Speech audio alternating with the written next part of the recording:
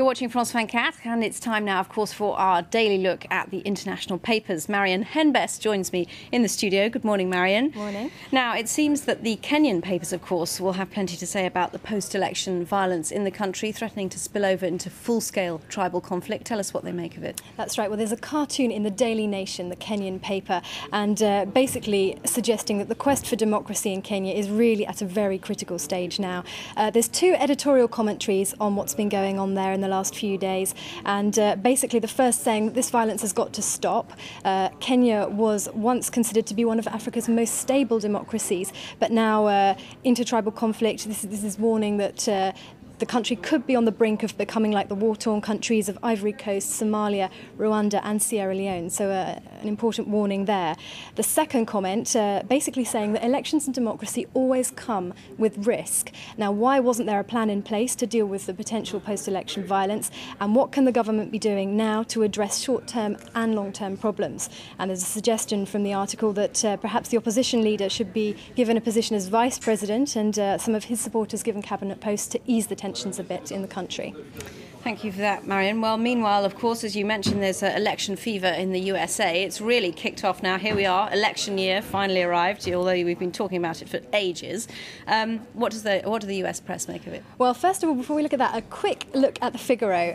I don't know about you, but if anybody's confused out there about exactly what's going on, a great article here which explains what's going to happen when, basically the idiot's guide to what's going on in America for the election. So that's a good one to have a look at. But the American press, meanwhile, is looking at problems with voting in the country. Now, apparently 5 years ago, an act called Help America Vote was introduced. It meant that every state in America could introduce a database, electronic database, that people added their information to so that legal voters would be able to vote without problems.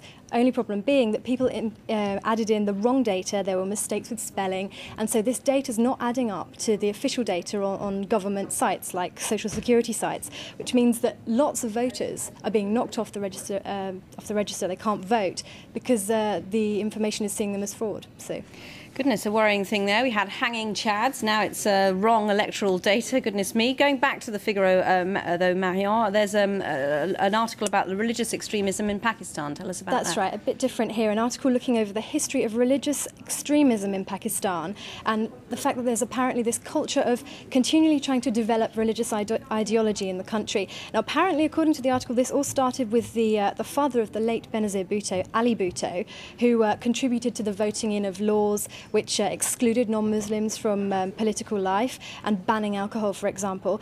Now, his successor then created courts which were able to put the Sharia law into force if need be.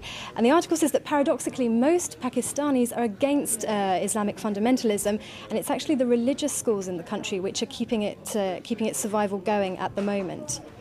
Over in neighbouring India, they seem to be making rather a success of teaching, so much so that Japan is trying to export it. Tell us more. That's right, indeed. Well, Japan has the reputation for churning out some of the world's best students, or it did have this reputation. Now, however, apparently it's having a bit of trouble competing with its Asian counterparts. And so the rage at the moment in Japan apparently is Indian schools.